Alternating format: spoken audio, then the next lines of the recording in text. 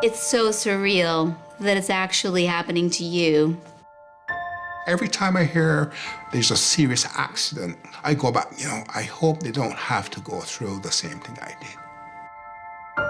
Querschnittslähmung kann jeden treffen und es passiert in Sekundenbruchteilen und das Leben ist nie wieder so, wie es war. My dreams as a little girl were just got crushed. Ich weiß nicht, ob ich das allein überstanden hätte. Ich will einfach leben und freue mich über jeden Tag, wo die Sonne aufgeht.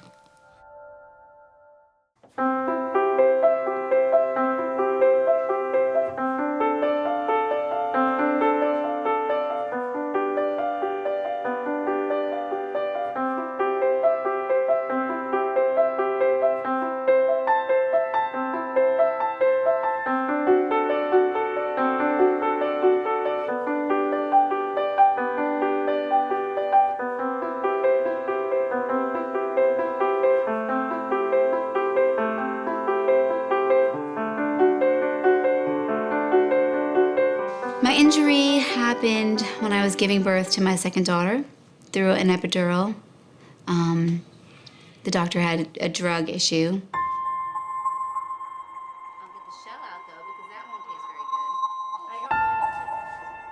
Once I met and married my husband, I was so in love and our life started off so beautifully.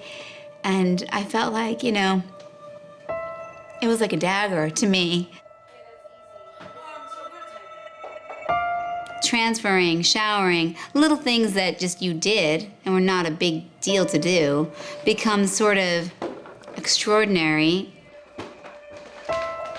The entire family has been affected, and I would think it would be really interesting to know what my life would have been like if I was walking. Dass primär Adrenalin-Junkies betroffen sind, das ist ein absoluter Irrglaube. Das stimmt ganz einfach nicht, weil 50% aller Querschnittsverletzungen sind das Resultat von Verkehrsunfällen. Das heißt, dass sich jeder von uns eigentlich tagtäglich in der Hauptrisikogruppe bewegt. Und am Ende der Skala ist dann mit 6% Freizeitsport und ganz am Ende mit 3% Extremsport.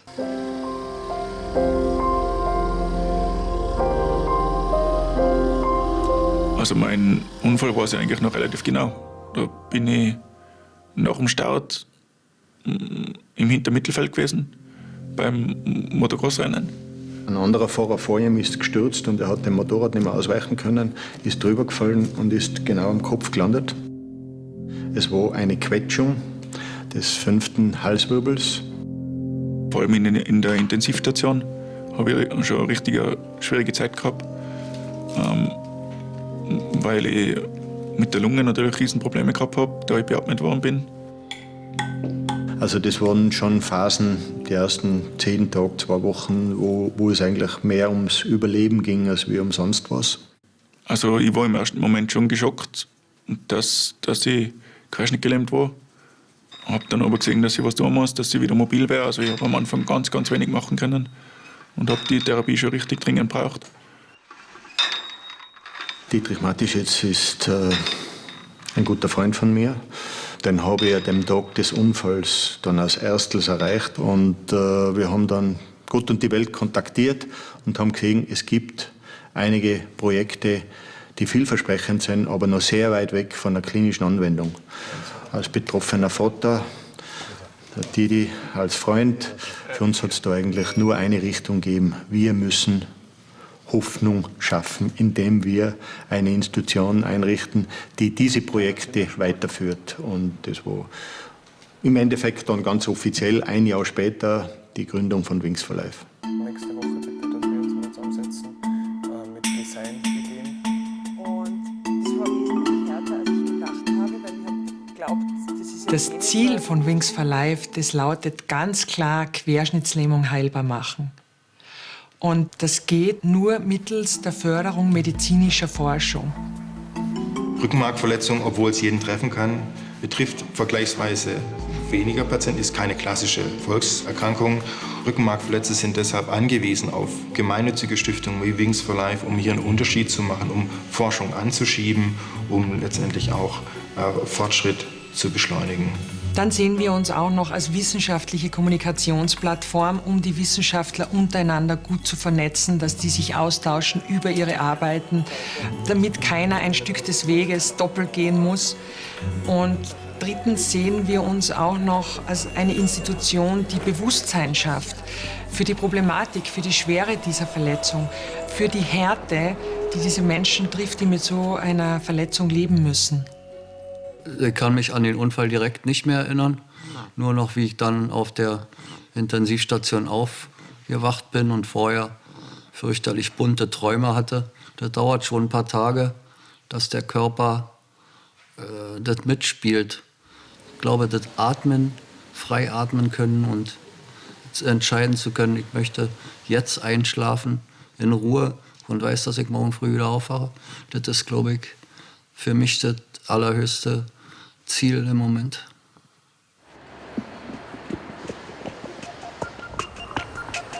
And so when the spinal cord is damaged, all of the messages in terms of movement, feeling, control of bowel and bladder function and so on is interrupted. Spinal cord injury can be thought of as a two-step process. The first step involves the actual injury itself and a mechanical trauma, and the types of injuries can be very, very widely. The spine is typically broken, and there's a fracture, and the bone fragments put pressure on the spinal cord, and there's instability. Now, after the initial injury itself, there's what's called a secondary injury. The secondary injury is where the original damage becomes amplified. Within that region, there's a series of reactions that involve cells migrating, contusion. It's a lot like a bruise that you might have on your skin and your soft tissue, but it's happening in the spinal cord. This process evolves over a couple weeks or a month and damages some of the nervous system tissue there. And this can be quite challenging for the individual because it can result in even worse complications related to the primary injury. So the whole spinal cord isn't damaged, usually just one level. And then all the function below that level is impaired or even lost. Those nerve fibers generally tend to be myelinated, and this myelin allows the conduction of the nerve impulse to occur rapidly. If the secondary damage causes damage to the insulating material around the nerve fibers, then the conduction of the impulse cannot occur. And so one nerve cell now cannot communicate with its partner down the road. So the communication is lost. Even though the axon is still intact, it's functionally useless. The brain wants to move the arms or the legs, and it can't get the signal to the healthy part of the spinal cord that's below the injury. Die Höhe hat einen großen Einfluss natürlich auf das Ausmaß der Ausfälle. Die Patienten, die am besten bekannt sind allgemein, sind die Paraplegiker mit Verletzungen im Bereich der Brustwirbelsäule. Und dann gibt es ja sogar Patienten mit Verletzung der Halswirbelsäule, die man Tetraplegiker nennt. Man kann sich ja leicht vorstellen, wenn einem auch noch die Hände gelähmt sind, wie erheblich man doch dann beeinträchtigt ist.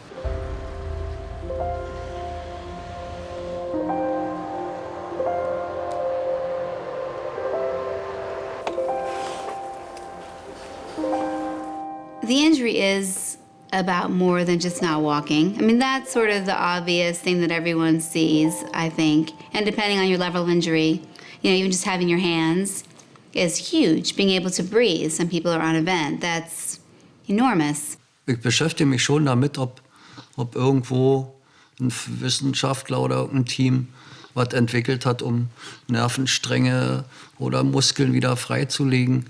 Also praktisch aus nicht zu erfinden, sondern aus dem, was der Körper hat, einfach das weiterzuentwickeln.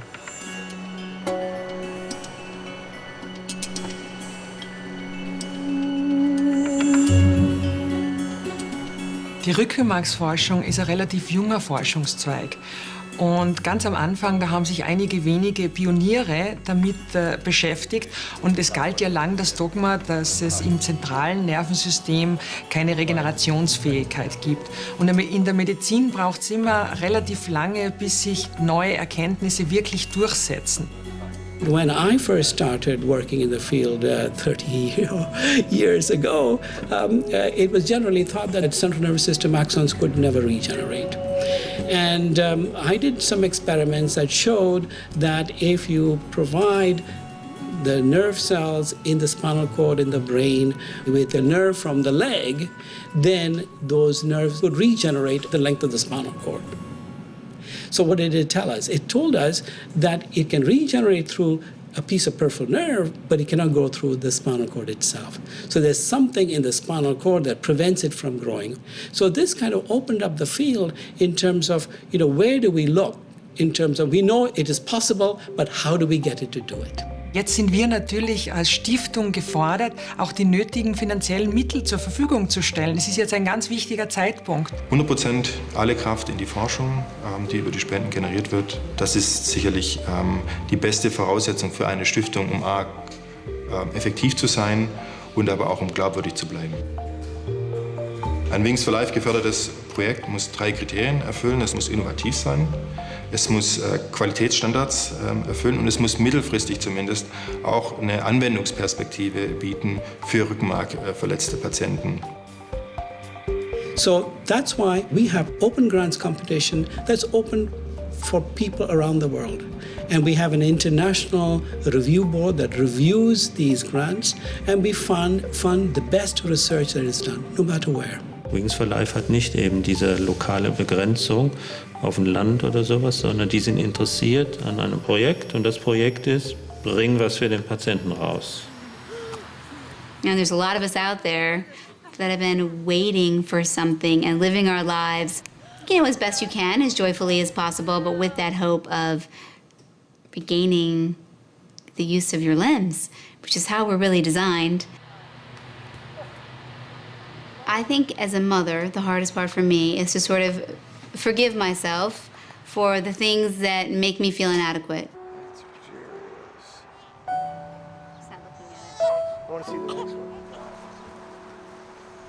I was injured in 2000. It was the millennium, I guess. And we were at this party, and I was pregnant, and he wanted to dance, and I was like, oh, I'm pregnant, my big belly, and I didn't dance with him, and I regret that, not dancing with him that night, because 5 days later I was not walking anymore.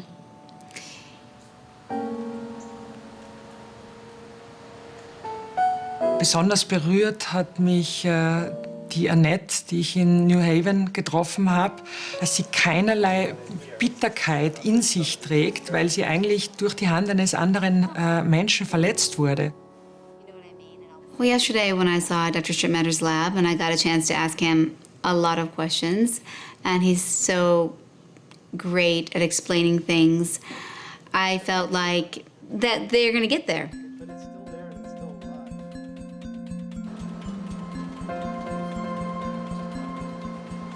alive. Our major interest is after these wires, these axons that connect above and below the injury have been cut, we want to reconnect. We want to have electrical impulses going from above to below the spinal cord injury and thereby restoring function. So in order to do that, these axons need to grow. It turned out that the white matter, the myelin of the adult brain, is especially inhibitory. It's one of these molecular brakes on the ability of the neurons to grow. And of course, myelin has many thousands of proteins. But one protein in particular is called NOGO-A, and isolated alone, this protein stops the nerve fiber from growing. One way to promote growth of axons is to block this interaction between NOGO and the axon through the NOGO receptor. And it restores function even long after spinal cord damage. So for those who are with a disability in a wheelchair, to reverse that deficit would be enormous. It would be the biggest thing that we could hope to achieve. So that's more important than the science.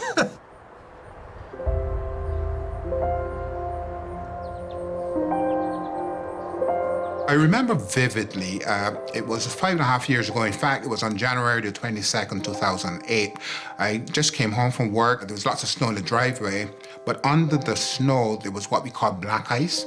So I was actually going to the bottom of the driveway to pick up my recycling bins from garbage, and I slipped on the black ice. I fell backwards, my neck snapped, and I couldn't get up off the ground. Lying in my hospital bed, I can just barely move my fingers. I had spinal cord compression, I guess, and it would require decompression surgery. And Dr. Finley's walked in with his entourage, about 5 interns or assistants behind him. And he said to me, he said, you know, Mr. Griffith, when they're in trouble, they send for me. And I'm going like to myself, well, I am the one in trouble, you know, it's me.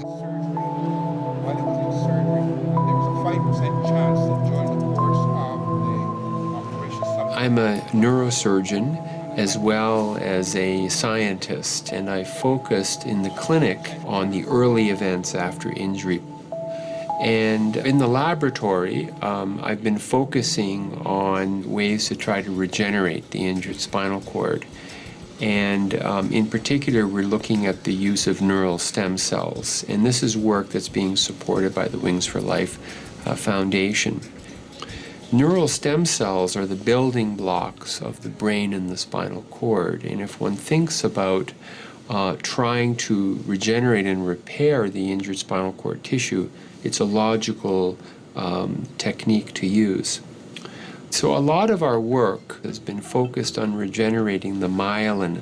The myelin is made by one cell called the oligodendrocyte. This is the cell that's damaged in spinal cord injury.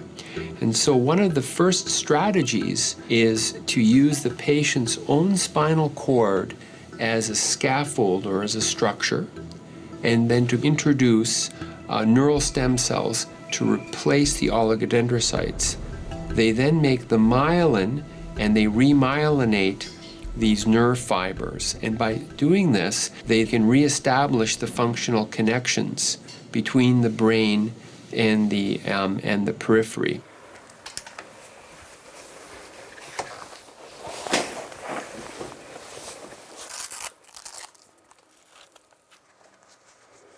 Soll es eine Heilung geben, dann ist schon bestimmt die Voraussetzung, dass man so gut wie möglich beieinander ist. Also dass man keine Einschränkungen hat, zum Beispiel, dass die Muskeln noch halbwegs da sind und ja, dass halt der Körper noch halbwegs gut in Schuss ist. Der Alltag, der heißt Therapie und Training, weil wir ja 100%ig daran glauben, dass sich was tun wird auf dem Sektor. Und dafür wollen wir natürlich, dass der Hannes körperlich gerüstet ist. Im Sommer geht er auch mindestens einmal am Tag Radl fahren mit seinem Handbike, also Zillertal eine und außer und rauf bis zum Achental. Das Handbiken ist in dem Sinn cool, weil ich relativ frei fahren kann und halt wohin kann, wo ich jetzt mit dem Rollstuhl eigentlich keine Chance hat. Ich kann halt einmal an einem Tag 20 bis 30 Kilometer Runde fahren und hab mich dabei Spaß gehabt, bin ein bisschen umeinander gekommen, also ist schon ein cooles Training. Also die Beziehung zu meinem Vater, die ist viel intensiver geworden, da er eigentlich vorher sehr viel unterwegs war und jetzt nach meinem Unfall schon sehr viel daheim ist. Also wir haben ganz einen anderen Kontakt, ganz einen anderen Zusammenhalt. Also sollte ich einmal in eine Krise kommen, dann brauche ich gerade zum Hannes Zöllniger und dann weiß ich, hey, Junge, das ist fehl am Platze hier. Er sagt mir, wie es geht.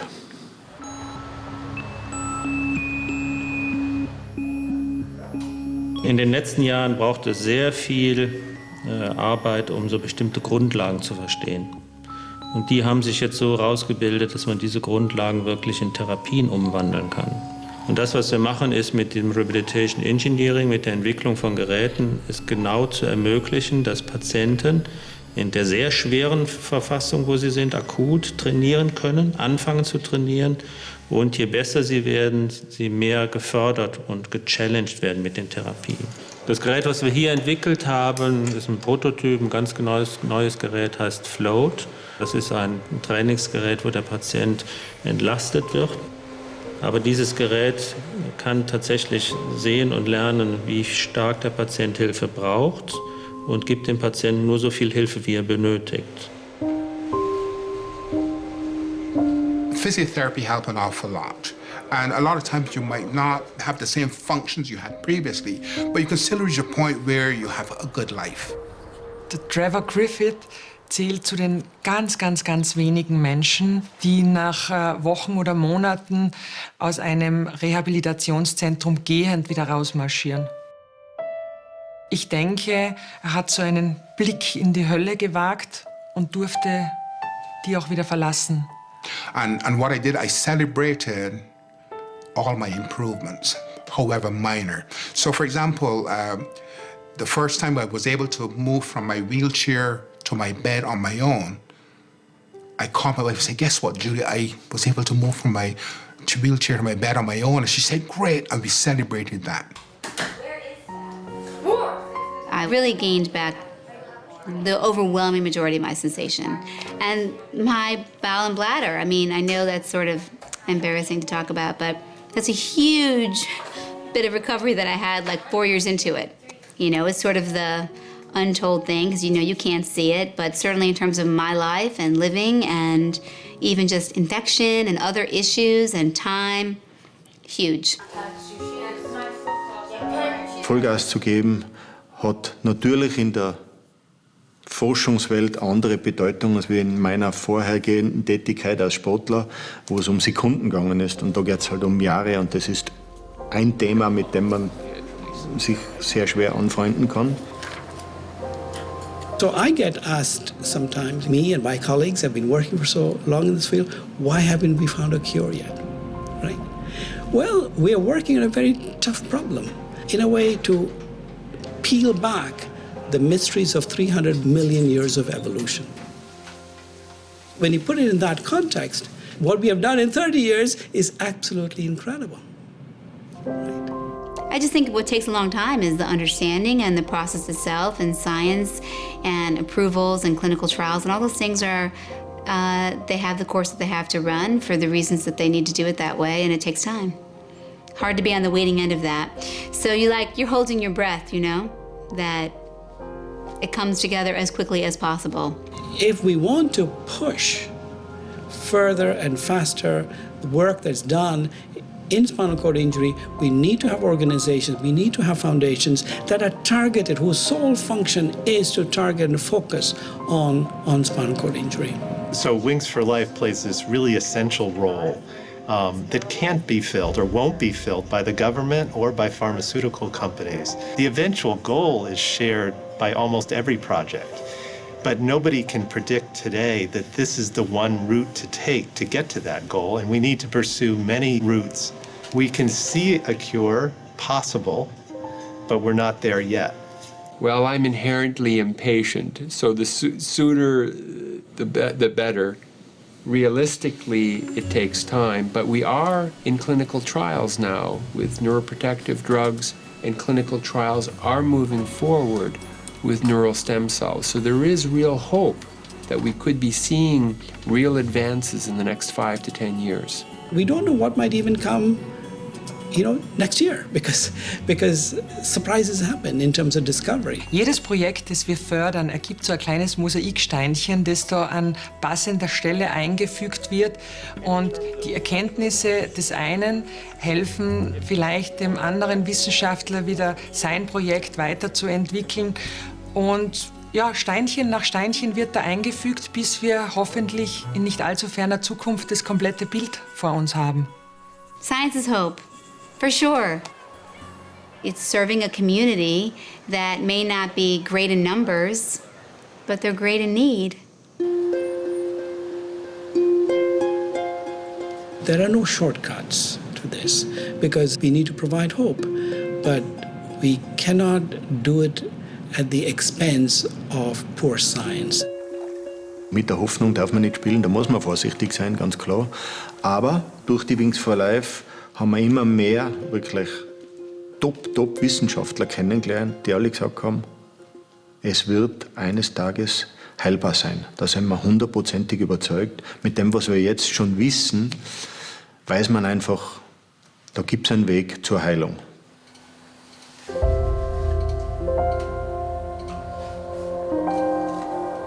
Also wenn ich wieder gehen könnte, würde ich mal als erstes auf den Torradl steigen und mal gescheit Gas geben. Now I can go to a supermarket and the line could be 100 people long and I have to wait. I don't worry, I don't complain. You know, I'm just so glad to be able to be there in that line and standing. Vorgestern habe ich mich am meisten gefreut über eine frische Scheibe Brot und hätte als Koch im Leben nicht gedacht, dass das wirklich eine große Freude ist. It's not something big that you think about. Like for me, like I'd be out climbing a mountain. I want to take a walk with my husband.